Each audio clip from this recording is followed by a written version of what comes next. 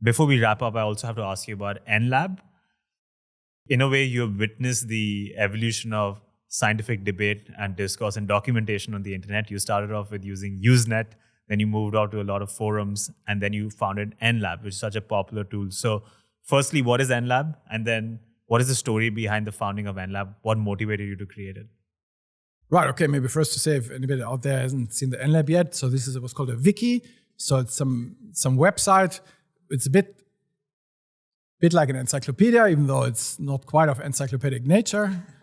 But anyway, there's for each topic, there's a page, and it has, there's definitions. And so it's a math research or math, physics, philosophy research wiki, meaning its content is math heavy, or, it's technical. It's meant to be for research by researchers. The way that it works is that, nobody gets paid to work on the nLab. So it grows usually by people making notes that are useful at that time for themselves. Like, for instance, if I find a new reference that is useful for some topic, which was hard to find, I add it to the nLab.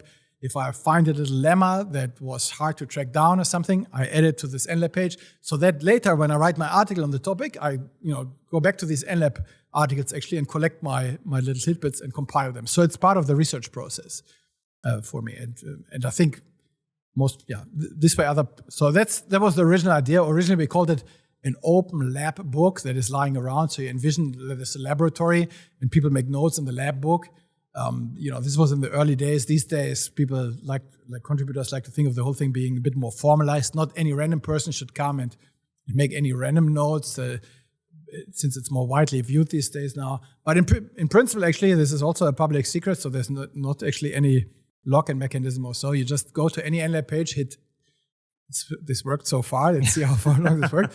So everybody can hit edit at the bottom left of every nLab page and make an edit. Like, the idea would be, if you're an expert, and I guess the way it usually works is you come across an nLab page and you're annoyed by its insufficiency as an expert. You find something that you're expert on and it doesn't say it, or maybe it even says it wrongly or imperfectly. You say, darn it, why don't they say it? You can just open the page and edit. And, be free, be invited. If you're an expert, to add your published reference to it. We're happy to get expert input. So the nLab is sometimes people, another close thing would be maybe like Wikipedia, maybe, but even though it's very different from Wikipedia, it's this kind of encyclopedic web page with math content or physics content. So that is what is the nLab, and then the question was, how did it come about? Yeah, right. So, that's my personal story. I started doing my PhD on a topic in string theory at a university in a department where nobody around me spoke string theory. I had nobody except my advisor, but even him not much. I had nobody to talk to, so I looked around on the internet for discussion partners, for discussion. And that was before corporations had taken over the internet, so this was in the old days of Usenet, as it was called then. There were open, self-organized discussion forums. A big one, or active one in physics, was then called Sci-Physics Research, run by John Bias, mostly at the beginning. And we were discussing there. That was very useful for me at that period. And then at some point, due to various factors, this group degenerated. There was the string wars going on that affected Sci-Physics Research. Lubos model was entering there, and things didn't go well. And at some point, it was no longer what it used to be, and we were looking around for other alternatives. And at this point, blocks came up. And there was Jacques Dissler, who is a string theorist who had been keeping an eye on some things. We were in loose contact with him, and he always had a knack for doing software himself. And he had set up, he was an early adopter, I think, of blocks. He had set up his own his own variant of blocks, and it was offering to us, why don't you use the block? And so this way came into creation a thing you can still find online, long dead now. It's called the string coffee table, where we kind of, with a handful of people, thought, okay, let's continue the discussion on this block here. That also, we did this for a while. And then another subset of people started this thing called the N-category cafe, where similar idea was similar. Let's talk about category theory. But at some point, I got dissatisfied with these blocks. They were not really the right environment for discussion, for the kind of science. Right? I wanted to discuss research, like as you would do with a colleague over coffee.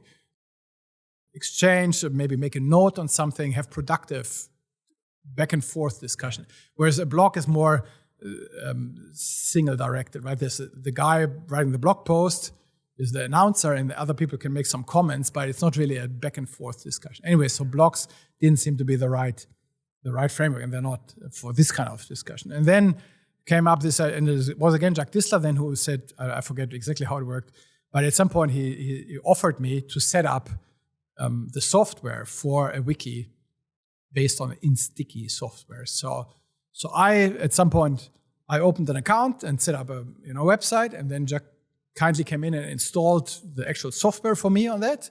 And there was the nLab then. And then, we had some fun time actually figuring out what it was we just created. It took a while, as it goes with these projects, right?